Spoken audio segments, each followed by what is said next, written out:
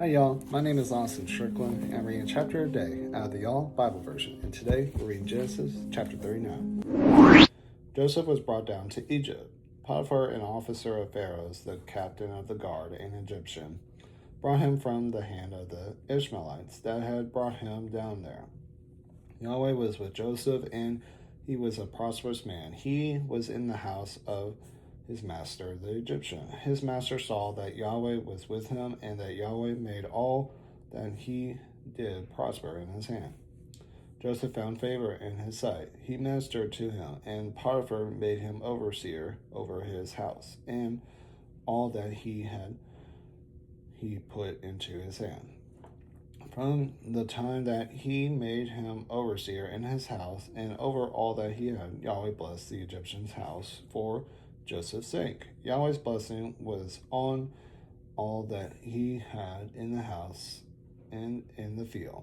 He left all that he had in Joseph's hand. He didn't concern himself with anything except for the food which he ate. Now Joseph was well built and handsome. Sometime after these things happened, his master's wife set her eyes on Joseph.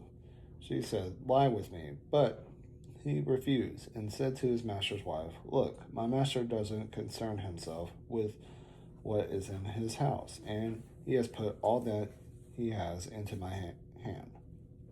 No one is greater in this house than I am, and he has not kept back anything from me but you, because you are his wife. Now, how then can I do this great wickedness and sin against God?"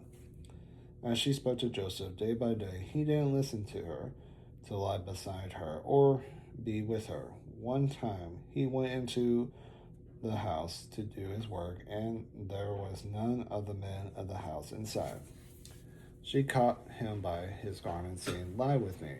He left his garment in her hand and ran outside. When she saw that he had left his garment in her hand and had run outside, she called to the men of her house and spoke to them, saying, "Y'all, see, he has brought a Hebrew in to us to mock us. He came in to me to lie with me, and I cried with a loud voice.